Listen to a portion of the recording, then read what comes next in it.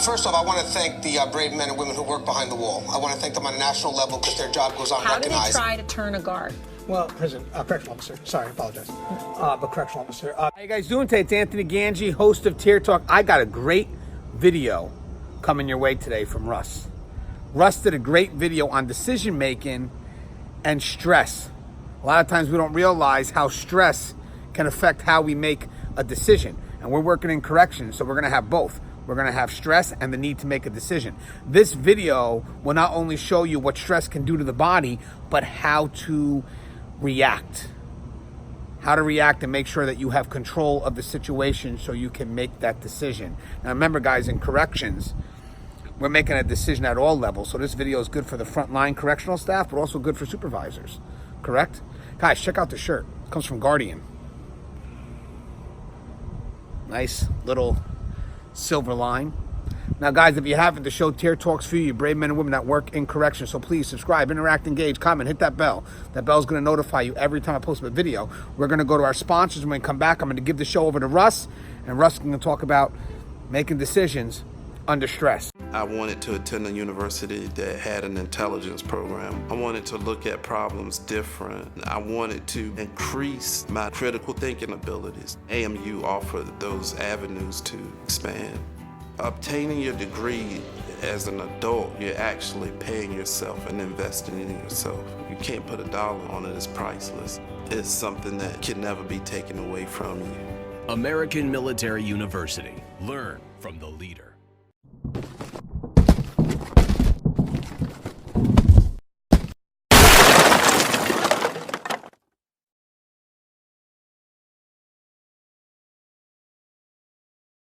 Hey there, Tier Talk fans and my keepers of chaos, Russ Hamilton here. So this video is going to be about making decisions under stress. Now, as we all know, there's a whole lot of stress in corrections. And so what I'm going to try and do in this video is I'm going to try and present to you some new definitions, some new ways to think about making decisions. And at the end, I'm going to give you some strategies and tactics for actually dealing with that. Before we get to that, though, I'm going to tell you what kind of kicked this whole idea off, the little marble running around inside my head there. And that was the other day, one of my members over on Keepers of Chaos had posted a picture of himself with a shirt on. And it was a great shirt, too. Those of you that know John Mendeborn, he was wearing a shirt that said OODA Loops on it. Anyway, John is a great proponent for dealing with one of the saddest things about our profession, which of course is officer suicides. So anyway, someone got at me and said, what is OODA Loops? And so I thought, well, you know what? This would be a good opportunity to address what OODA Loop is and to just kind of, branch out from there and talk about decision making under stress, because it's something that I think that we all need to understand better. And hopefully this is going to dial you in and give you some ideas about how to make better decisions. So where did this term OODA Loop come from? Well, it came from one Colonel John Boyd. Now, John Boyd was in the United States Air Force. And his real claim to fame in the United States Air Force was that he could take his plane being in an inferior position to any other plane in the sky. I mean, the other guy could have the drop on him from his six, from behind. And in 40 seconds, if you were the pilot of that other plane, you were dead. That's how good he was. And it wasn't necessarily about his piloting skills. It was about his critical thinking ability. His ability to think through things, make decisions, act tactically, and then be able to be in a superior position within 40 seconds. That's not all he did either. He did a lot of work with the Marine Corps in developing combat maneuvers. And then in addition to that, he helped plot out some of the ground maneuvers that happened at the beginning of Desert Storm when we invaded Iraq. So this guy, clearly a superior thinker. And what he was able to do is he was able to take this fantastic reasoning, this fantastic thinking ability of his, and take it from what was really kind of the abstract and to make it concrete for people by developing some ways to remember what's going on in your mind at the time. And what he came up with, the thing that he's probably most well known for, was this idea of the OODA Loop. Okay? So the OODA Loop essentially stands for 4 words, and it's really easy. It's observation, orientation, deciding or decision making, and acting on those decisions. That's all it is. But by taking that from the abstract to the concrete, it gives us a way to think about it. It gives us a way to deal with it. It gives us a framework to be able to make sure that our decisions are better. So just as an example here is if you're out, maybe you're up on the tier, you're out overlooking the yard or someplace like that, and you see 2 inmates start to fight. Okay, well, what's going on there? Obviously, you've got 2 inmates fighting. You've observed this, right? So the next thing you start doing, you start getting ready to marshal your resources because you know you're going to have to react to this thing, right?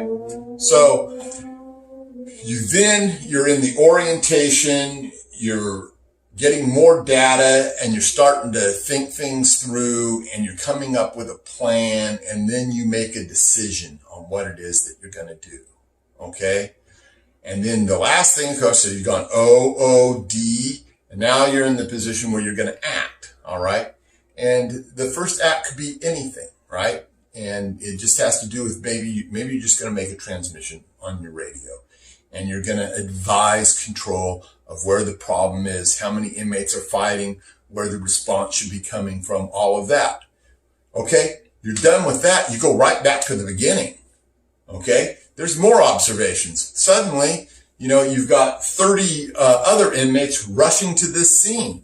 All right, so now you've made another observation. Now you're having to orient yourself toward that. You need to start thinking about making decisions because you're taking in that data and you're processing it, and you're going to act and do something else. Maybe they're close enough to your position that you can start deploying some pepper spray.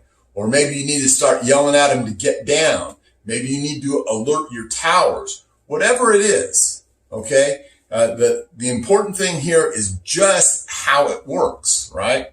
Now, this isn't limited to tactical situations, although in corrections, that's what we mostly think of when this is occurring. Because this can also be expanded to meet the more strategic things. And if you don't know what the difference between strategy and tactics is, it's really pretty simple. Strategy is kind of like the overall, a little bit more distance. You're not really focused on the specifics of the thing. It's the framework that the tactics hang on, right? So if your strategy is, to go and take back the yard and handcuff every inmate on it. That's the strategy in order to get that yard under control. The tactics are the things that you're actually going to deploy to get it done. So maybe you're going to shoot chemical agents onto that yard. You're going to give orders to get down. You're going to take a response force on there, and you're going to start, cuffing operations. Those are the tactics. Those are the specifics. So this thing, the OODA Loop, it can act in both of those, both in the macro and in the micro. And sometimes it can be even further back from that. Sometimes this can come down to what your department is doing with regard to policy and procedure, or coming up with a way, for instance, to deal with STGs or some other security threat. It's not limited to just the tactical things that we think of on a day-to-day basis. So now, having said that, it's important to remind yourself that this is not necessarily a straightforward progression. It doesn't always go OODA, OODA over and over and over again, though that may be, in fact, what happens, in any particular incident. Sometimes as things happen along the way, you'll get caught up in the moment where you have to stop. You've observed, you've started to orient, then something else happens. You might have to go back to observation, or maybe you've got all the way down to the decision making and something else happens and you realize that that's the wrong decision because you've got new and improved data that changes things. So you may have to go part way back up or all the way back down. So What I'm going to talk to you about now is what happens when this thing gets interrupted in the worst of ways. And I think the best way to explain that to you is, we've all heard the term fight or flight, right? So although that applies in corrections, there's actually a third option that can sometimes happen. And what I'm trying to get to here is just a way to inoculate you from that, because this is a pretty important feature of the OODA loop. And that is you have the option to do nothing, which is basically freezing up, right? And this happens more than we want to admit to.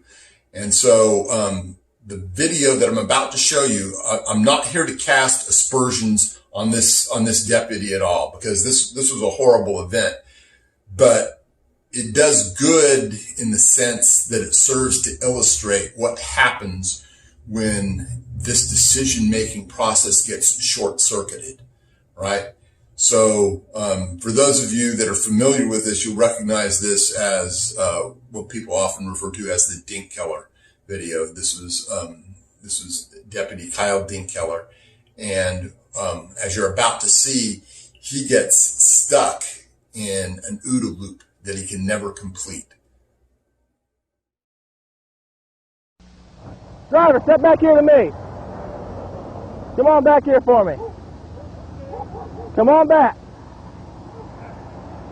How you doing today? Good. Come on back here. Keep your hands out of your pocket. Keep your hands out of your pocket, sir. You goddamn it, here I am. Shoot my ass. Come here. Here I am. Sir, come here. 37 radio 1078. Come here, sir. Sir, get back. What are you calling? Get back. Now. Get back. Get back. Sir, get back now. No. Get back. You. Sir, get back. No. I'm telling you now. Get back, sir. Sir, get back. Sir, I am a get goddamn back. Vietnam combat Step five. veteran, Step back. and I am not Sir, sir, step back now. Get back. Get back. Get back now. 1078, radio 1018. Sir, step back now. Sir, get back now. 16. Sir, get back. Get out of the car now. Sir, get out of the car. Crossing 37, can you advise them? I would be my life. Get back here now. Get to your vehicle. Put the gun down. Well, I got me out the gun. I need help. Put the gun down. Put it down now.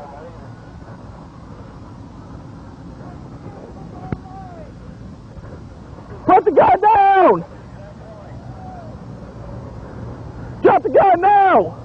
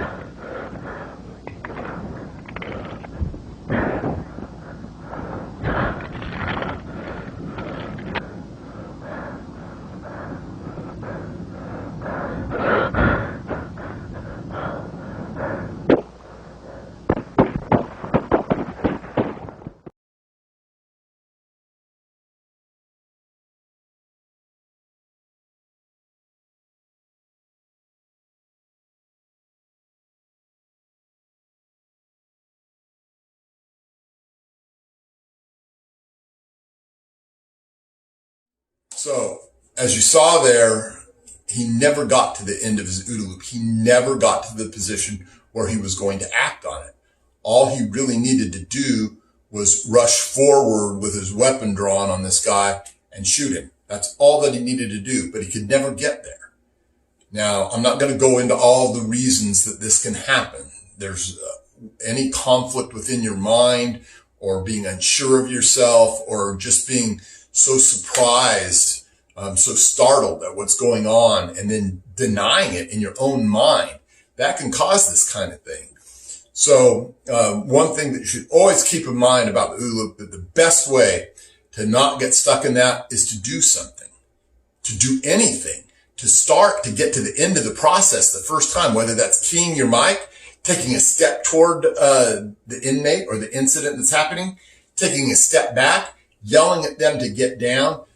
Get into action, because one action will daisy chain to another action, and you can keep going through the cycle again.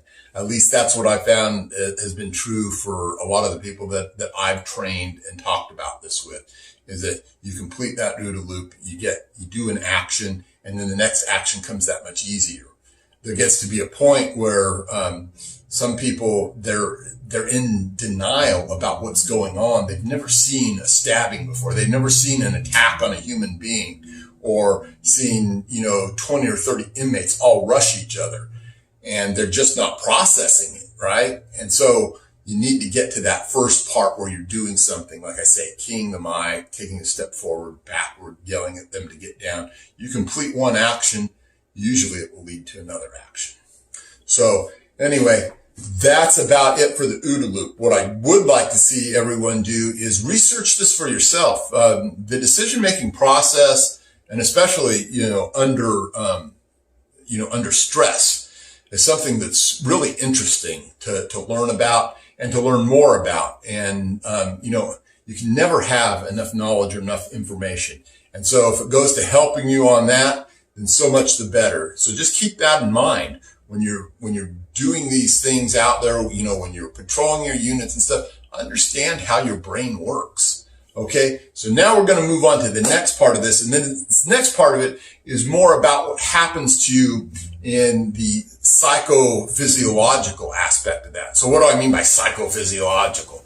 Well, it's pretty simple, actually. This is all about the psychology that happens inside your mind and how it affects your body when you're under stress, because this is part of the decision-making process too. Because if you don't understand what's happening to your body and your mind under stress, you won't be as effective at making those decisions.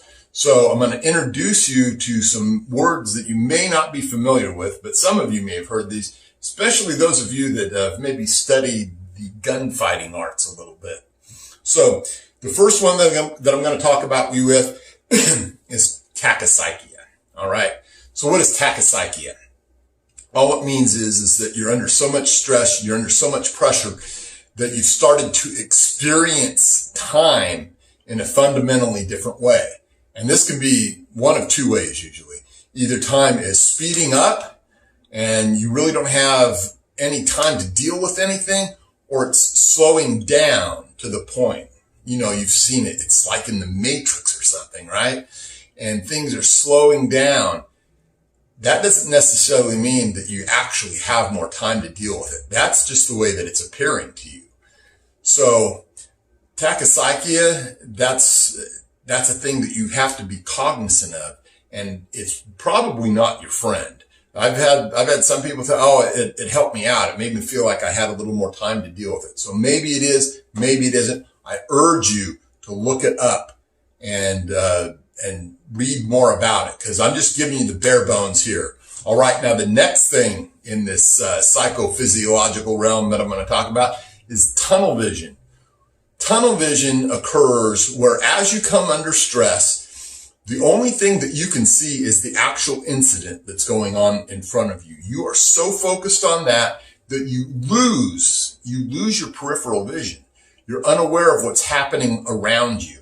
So that anything that's happening in the periphery, now you've become a target. You can be blindsided in the worst of ways, because all of your focus is right there on what's occurring, the most critical part of the incident. So be aware of that. You will experience this if you've been in corrections for any time at all. The next thing tends to make this tunnel vision, this loss of your peripheral vision, that much worse. And that's the little thing that we call auditory exclusion, right? Auditory exclusion, it's just like what it sounds like. You start losing your hearing. You will no longer be able to maybe hear your radio.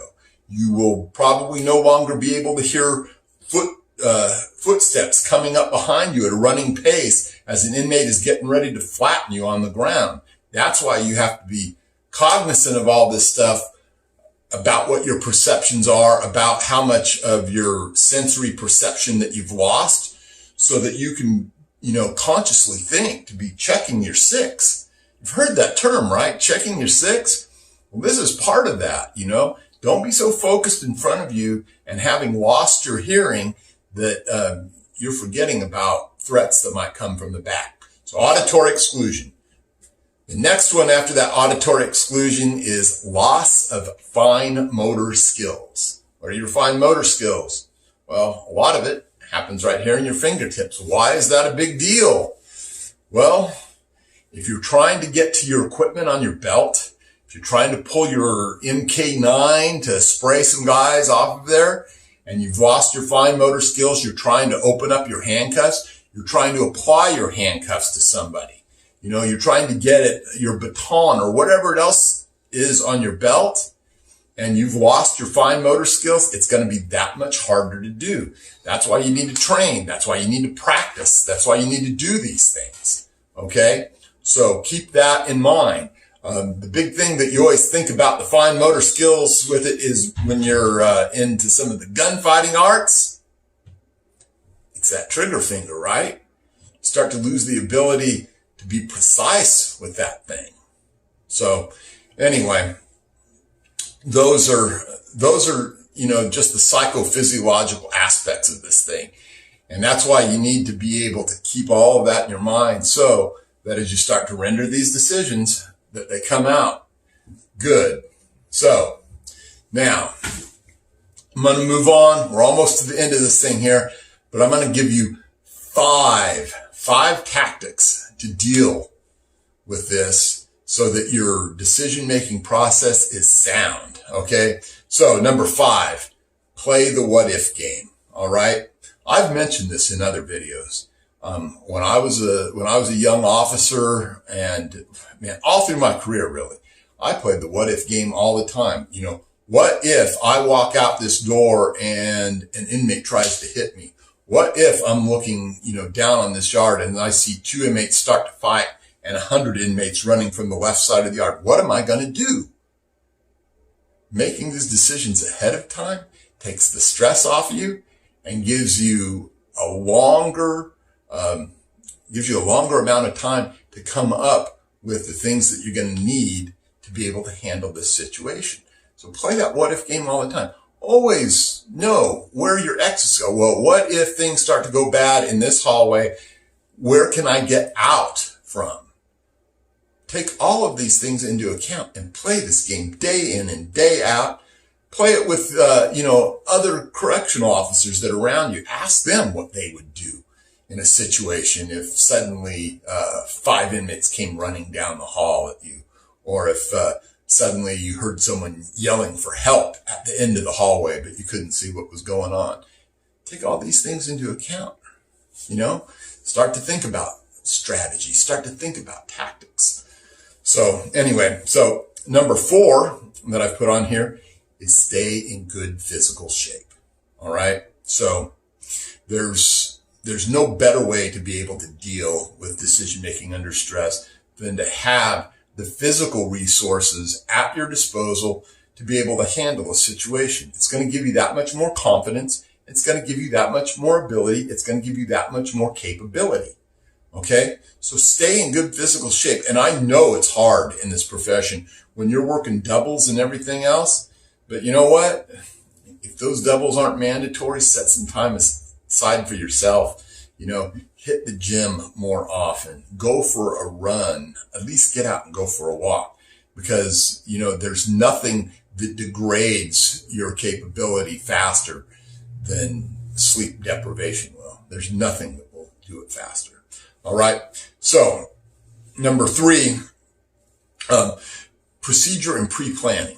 Okay. So procedure and pre-planning, it's that part where you go in your post orders and you're looking at them, and hopefully your post orders tell you what you're going to do, or at least, the framework of what you're going to do in any particular emergency. And it's going to tell you maybe about which resources are available to you, or at least your policy and procedure will.